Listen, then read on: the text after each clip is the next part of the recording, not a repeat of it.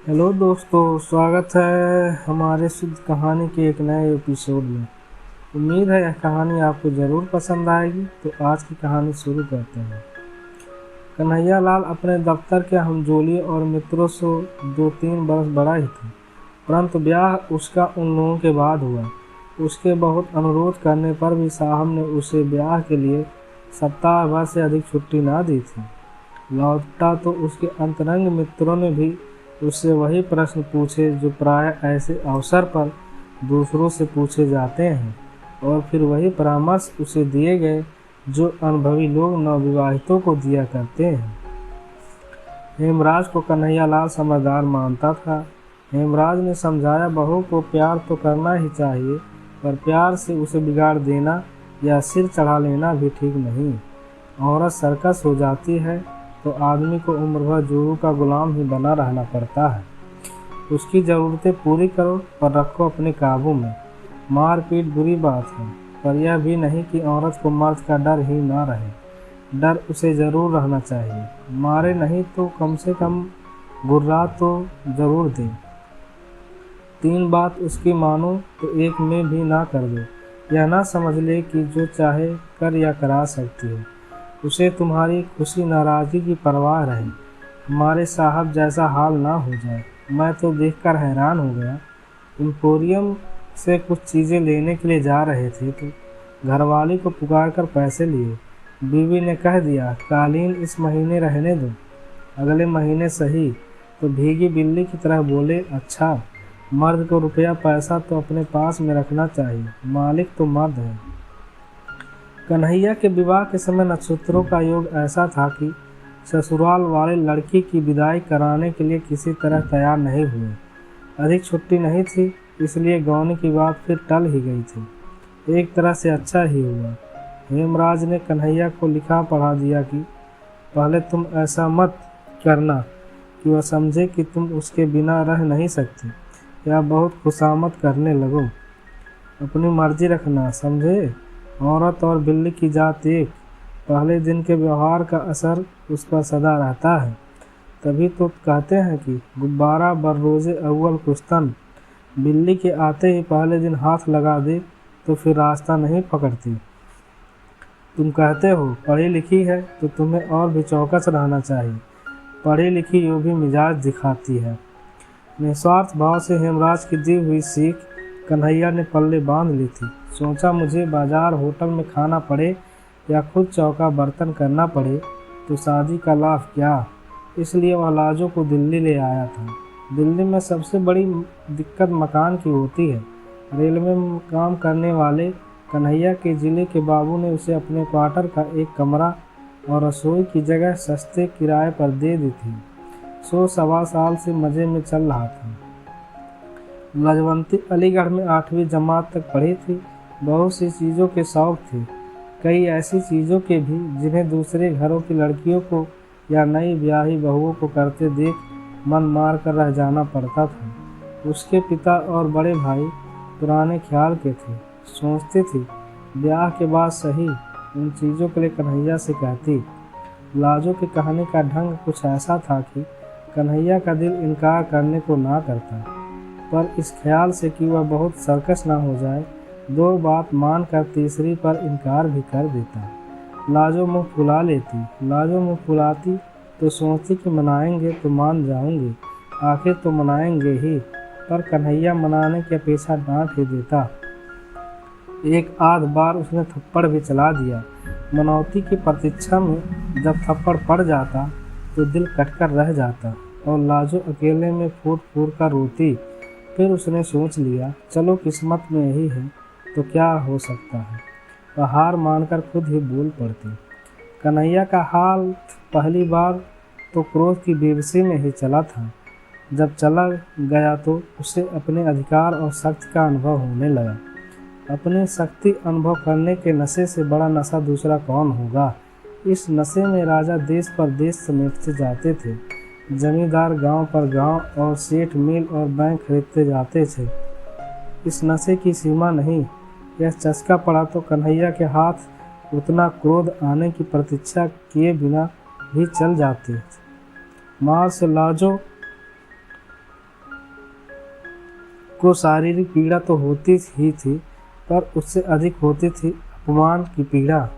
ऐसा होने पर वह कई दिनों के लिए उदास हो जाती, घर का सब काम करती, बुलाने पर उत्तर भी दे देती, इच्छा ना होने पर भी कन्हैया की इच्छा का विरोध ना करती, पर मन ही मन सोचती रहती, इससे तो अच्छा है मर जाऊं। और फिर समय पीड़ा को कम कर देता। जीवन था तो हंसने और खुश होने की इच्छा भी फूट ही पड़ती और लाजो हंसने लगती। यह सोच लिया था, मेरा पति है, जैसा भी है मेरे लिए तो यही सब कुछ है, जैसे यह चाहता है वैसे ही मैं चलूं। लाजो के सब तरह अधीन हो जाने पर भी कन्हैया की तेजी बढ़ती ही जा रही थी। वह उतनी जितनी अधिक बेपरवाही और स्वच्छंदता लाजो के प्रति दिखा सकता, अपने मन में उसे उतना ही अधिक समझने और प्यार का संतोष पाता। त्योहार के अंत में पड़ोस की स्त्रियां करवा चौथ के व्रत की बात करने लगी। एक दूसरे को बता रही थी कि उनके मायके से करवे में क्या आया। पहले बरस लाजो का भाई आकर करवा दे गया था। इस बरस भी वह प्रतीक्षा में थी। जिनके मायके घर से दूर थे, उनके यहाँ मायके से रुपये आ गए थे। कन्हैया अपनी चिट्ठी पत्री दफ्तर के पते से ही मंगाता था। दफ्तर से आकर उसने बताया, तुम्हारे भाई ने करवे के 2 रुपये भेजे हैं। करवे के रुपये आ जाने से ही लाजो को संतोष हो गया। सोचा भैया इतनी दूर कैसे आते। कन्हैया दफ्तर जा रहा था तो उसने अभिमान से गर्दन कंधे पर टेढ़ी कर और लाड़ के स्वर में याद दिलाया, हमारे लिए सरगी में क्या क्या लाओगे। और लाजो ने ऐसे अवसर पर लाई जाने वाली चीज़ें याद दिला दी। लाजो पड़ोस में कह आई कि उसने भी सरगी का सामान मंगाया है। करवा चौथ का व्रत भला कौन हिंदू स्त्री नहीं करती। जन्म जन्म यही पत मिले, इसलिए दूसरों व्रतों की परवाह न करने वाली पढ़ी लिखी स्त्रियां भी इस व्रत की उपेक्षा नहीं कर सकती। अवसर की बात, उस दिन कन्हैया लंच की छुट्टी में साथियों के साथ कुछ ऐसे काबू में आ गया कि 3.25 रुपये खर्च हो गए। वह लाजो का बताया सरगी का सामान घर ला नहीं सका। कन्हैया खाली हाथ घर लौटा तो लाजो का मन बुझ गया। उसने गम खाना सीख कर रूठना छोड़ दिया था, परंतु उस साज मुँह लटक ही गए। आंसू पोंछ लिए और बिना बोले चौके बर्तन के काम में लग गई। रात के भोजन के समय कन्हैया ने देखा कि लाजो मुँह सुजवाए है, भूल नहीं रही है, तो अपनी भूल कबूल कर उसे मनाने या कोई और प्रबंध करने का आश्वासन देने के बजाय उसने उसे डांट दिया। लाजो का मन और भी बिध गया। कुछ ऐसा ख्याल आने लगा, इन्हीं के लिए तो व्रत कर रही हूँ, यही ऐसे दिखाई दे रहे हैं। मैं व्रत कर रही हूँ कि अगले जन्म में भी इनसे ही ब्याह हो और मैं सुहागन ही नहीं रही हूँ। अपनी उपेक्षा और निराधार से भी रोना आ गया। कुछ खाते ना बना, ऐसे ही सो गई। तड़के पड़ोस में रोज की अपेक्षा जल्दी बर्तन भांडे खटकने की आवाज़ आने लगी। लाजो को याद आने लगा, शांति बता रही थी कि उसके बाबू सरगी के लिए फेनिया लाए हैं। तार वाले बाबू की घरवाली ने बताया था कि खोए की मिठाई लाए हैं। लाजो ने सोचा, उन मर्दों को ख्याल है ना कि हमारी बहू हमारे लिए व्रत कर रही, इन्हें जरा भी ख्याल नहीं। लाजो का मन इतना खिन्न हो गया कि सरगी में उसने कुछ नहीं खाया। न खाने पर भी पति के नाम का व्रत कैसे न रखती। सुबह सुबह पड़ोस की स्त्रियों के साथ उसने भी करवे का व्रत करने वाली रानी और करवे का व्रत करने वाली राजा की प्रेयसी दासी की कथा सुनने और व्रत के दूसरे उपचार निभाए। खाना बनाकर कन्हैया लाल को दफ्तर जाने के समय खिला दिया। कन्हैया ने दफ्तर जाते समय देखा कि लाजो मुँह सुजाए है। उसने फिर डांटा है, मालूम होता है कि 2-4 खाए बिना तुम सीधी नहीं होगी। लाजो को और भी रुलाई आ गई। कन्हैया दफ्तर चला गया तो वह अकेली बैठी कुछ देर रोती रही। क्या जुल्म है, इन्हीं के लिए व्रत कर रही हूँ और इन्हें गुस्सा ही आ रहा है। जन्म जन्म ये ही मिले इसलिए मैं भूखी मर रही हूँ। बड़ा सुख मिल रहा है ना, अगले जन्म में और बड़ा सुख देंगे। ये ही जन्म निभाना मुश्किल हो रहा है। इस जन्म में तो इस मुसीबत से मर जाना अच्छा लगता है, दूसरे जन्म के लिए वही मुसीबत पक्की कर रहे हैं। लाजो पिछली रात भूखी थी, बल्कि पिछली दोपहर के पहले का ही खाया हुआ था। भूख के मारे कुड़मुड़ा रही थी और उस पर पति का निर्दयी व्यवहार जन्म जन्म कितने जन्म तक उसे ऐसा ही व्यवहार सहना पड़ेगा। सोचकर लाजो का मन डूबने लगा, सिर में दर्द होने लगा। तो वह धोती के आंचल सिर बांधकर खाट पर लेटने लगी तो झिझक गई। करवे के दिन बांध पर नहीं लेटा या बैठा जाता, वह दीवार के साथ फर्श पर ही लेटी रही। लाजो को पड़ोसिनों की पुकार सुनाई दी, वे उसे बुलाने आई थी। करवा चौथ का व्रत होने के कारण सभी स्त्रियां उपवास करके भी प्रसन्न थीं। आज करवे के कारण नित्य की तरह दोपहर के समय सीने पिरोने, काटने, बुनने का काम नहीं किया जा सकता था।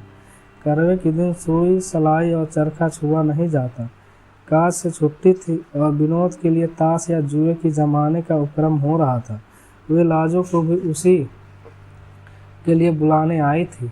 सिर दर्द और मन के दुख के कारण लाजो जा नहीं सकी। सिर दर्द और बदन टूटने की बात कहकर वह टाल गई और फिर सोचने लगी, ये सब तो सुबह सरगी खाए हुए हैं, जान तो मेरी ही निकल रही है। फिर अपने दुखी जीवन के कारण मर जाने का ख्याल आया और कल्पना करने लगी कि करवा चौथ के दिन उपवास किए मर जाएं तो इस पुण्य से जरूर ही यही पद अगले जन्म में मिले। लाजो की कल्पना बावली हो उठी। वह सोचने लगी, मैं मर जाऊं तो इनका क्या है, और यह ब्याह कर लेंगे, जो आएगी वह भी करवा चौथ का व्रत करेगी। अगले जन्म में दोनों का इन्हीं से ब्याह होगा, हम सौते बनेंगे। सौत का ख्याल उसे और भी बुरा लगा। फिर अपने आप समाधान हो गया, नहीं, पहले मुझे ब्याह होगा, मैं मर जाऊंगी तो दूसरी से होगा। अपने उपवास के इतने भयंकर परिणाम की चिंता से मन अधीर हो उठा। भूख अलग व्याकुल किए थी। उसने सोचा, क्यों मैं अपना अगला जन्म भी बर्बाद करूं। भूख के कारण शरीर निढाल होने पर भी खाने को मन नहीं हो रहा था, परंतु उपवास के परिणाम की कल्पना से मन क्रोध से जल उठा। वह खड़ी हुई। कन्हैया के लिए उसने सुबह जो खाना बनाया था उसमें से बची 2 रोटियां कटोरेदान में पड़ी थी। लाजो उठी और उपवास के फल से बचने के लिए उसने मन को बस में कर 1 रोटी रूखी ही खा ली और 1 गिलास पानी पीकर लेट गई। मन बहुत खिन्न था। कभी सोचती, ठीक ही तो किया, अपना अगला जन्म क्यों बर्बाद करूं। ऐसे पड़े पड़े झपकी आ गई। कमरे की किवाड़ पर धम धम सुनकर लाजो ने देखा, रोशनदान से प्रकाश की जगह अंधकार भीतर आ रहा था। समझ गई दफ्तर से लौटे हैं। उसने किवाड़ खोले और चुपचाप एक ओर हट गई। कन्हैया लाल ने क्रोध से उसकी तरफ देखा। अभी तक पारा नहीं उतरा, मालूम होता है झाड़े बिना नहीं उतरेगा। लाजो के दुखे हुए दिल पर और चोट पड़ी और क्रोध पीड़ा में बदल गई। कुछ उत्तर न दे वह घूमकर फिर दीवार के सहारे फर्श पर बैठ गई। कन्हैया का गुस्सा भी उबल पड़ा। यह अकड़ है, आज तुझे ठीक कर ही दूं, उसने कहा और लाजो को बांह से पकड़कर खींच कर गिराते हुए 2 थप्पड़ पूरे हाथ के जोर से ताबड़तोड़ जड़ दिए और हाँफते हुए लात उठाकर कहा, और मिजाज दिखा, खड़ी हो सीधी। लाजो का क्रोध भी सीमा पार कर चुका था। खींची जाने पर भी फर्श से उठी नहीं और मार खाने के लिए तैयार हो उसने चिल्लाकर कहा, मार ले, जान से मार डाल, पीछा छूटे, आज ही तो मारेगा। मैंने कौन व्रत रखा है तेरे लिए जो जन्म जन्म मार खाऊंगे, मार डाल। कन्हैया का लात मारने के लिए उठा पांव अधर में ही रुक गया। लाजो का हाथ उसके हाथ से छूट गया। वह स्तब्ध रह गया। मुंह में आई गाली भी मुंह में ही रह गई। ऐसे जान पड़ा कि अंधेरे में कुत्ते के धोखे जिस जानवर को मार बैठा था उसकी गुर्राहट से जाना कि वह शेर था या लाजो को डांट और मार सकने का अधिकार एक भ्रम ही था। कुछ क्षण वह हाँफता हुआ खड़ा सोचता रहा और फिर खाट पर बैठकर चिंता में डूब गया। लाजो फर्श पर पड़ी रो रही थी। उस ओर देखने का कन्हैया लाल को ना हो रहा था। वह उठा और बाहर चला गया। लाजो फर्श पर पड़ी फूट फूट कर रोती रही। जब घंटे भर रो चुकी तो उठी। चूल्हा जलाकर कम से कम कन्हैया के लिए खाना तो बनाना ही था। बड़े बेमन उसने खाना बना चुकी तब भी कन्हैया लौटा नहीं था। लाजो ने खाना ढक दिया और कमरे के किवाड़ उठाकर फिर फर्श पर लेट गई। यही सोच रही थी, क्या मुसीबत है जिंदगी, यही झेलना था तो पैदा ही क्यों हुई थी। मैंने क्या किया था जो मारने लगी। किवाड़ों के खुलने का शब्द सुनाई दिया। वह उठने के लिए आंसुओं से भीगे चेहरे को आंचल से पोंछने लगी। कन्हैया लाल ने आते ही एक नज़र उसकी ओर डाली। उसे पुकारे बिना ही वह दीवार के साथ बिछी चटाई पर चुपचाप बैठ गया। कन्हैया लाल का ऐसे चुप बैठ जाना नई बात थी, पर लाजो गुस्से में कुछ न बोल पाई। रसोई में चली गई, आसन डाल थाली कटोरी रख खाना परोस दिया और लोटे में पानी लेकर हाथ धुलाने के लिए खड़ी थी। जब 5 मिनट हो गए और कन्हैया लाल नहीं आया तो उसे पुकारना ही पड़ा है। खाना परस दिया है। कन्हैया लाल आया तो हाथ नल से धोकर झाड़ते हुए भीतर आए। अब तक हाथ धुलाने के लिए लाजो ही उठकर पानी देती थी। कन्हैया लाल 2 ही रोटी खाकर उठ गया। लाजो और देने लगी तो उसने कह दिया, और नहीं चाहिए। कन्हैया लाल खाकर उठा तो रोज की तरह हाथ धुलाने के लिए ना कहकर नल की ओर चला गया।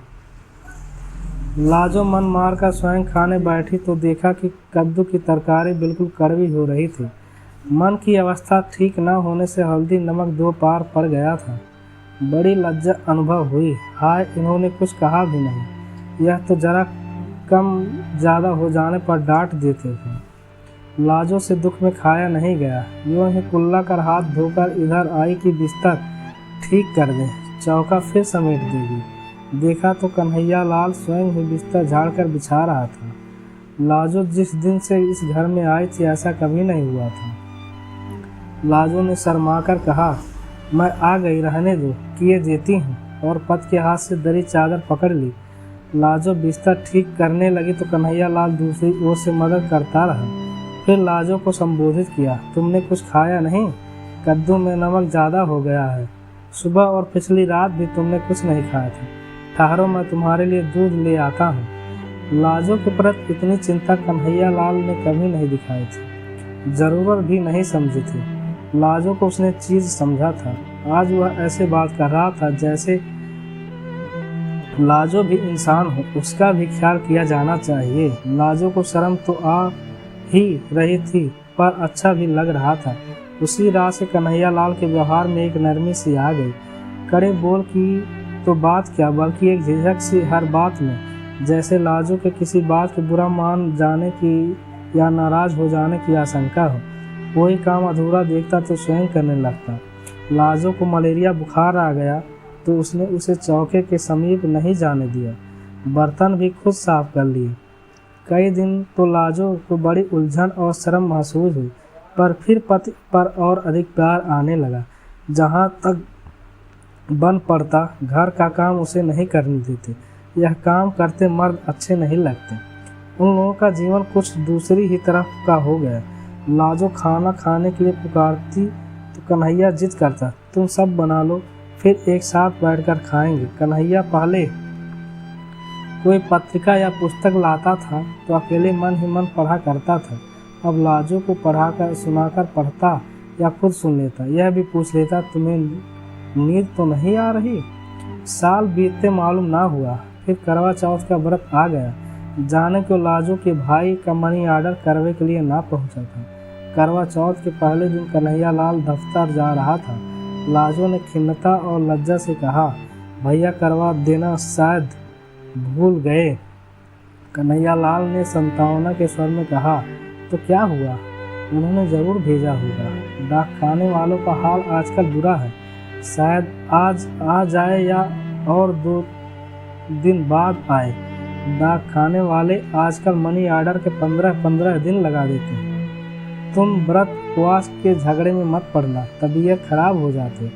यूँ कुछ मांगाना ही है तो बता दो, लेते आएंगे। पर व्रत उपवास से होता क्या है, सब ढकोसले हैं। वाह, यह कैसे हो सकता है, हम तो जरूर रखेंगे व्रत। भैया ने करवा नहीं भेजा ना, सही, व्रत तो बात की है, करवे की थोड़ी ही। लाजो ने बेपरवाही से कहा।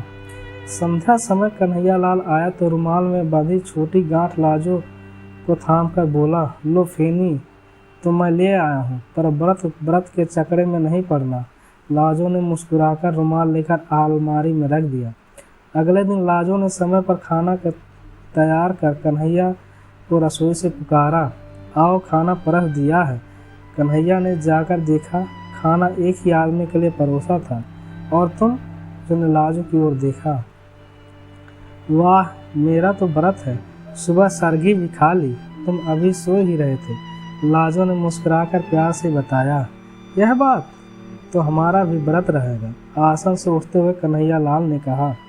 लाजो ने पति का हाथ पकड़कर रोकते हुए समझाया, क्या पागल हो, कहीं मर्द भी करवा चौथ का व्रत रखते हैं? तुमने सरगी कहाँ खाई? नहीं नहीं, यह कैसे हो सकता है? कन्हैया नहीं माना। तुम्हें अगले जन्म में मेरी ज़रूरत है तो क्या मुझे तुम्हारी नहीं? या तुम भी व्रत ना रखो आज। लाजो पति की ओर कातर आंखों से देखती हार मान गई। पति के उपासे दफ्तर जाने पर उसका हृदय गर्व से फूला नहीं समा रहा था। दोस्तों, अगर कहानी पसंद आई है तो वीडियो को लाइक, चैनल को सब्सक्राइब करें और अपने दोस्तों में शेयर ज़रूर करें। धन्यवाद।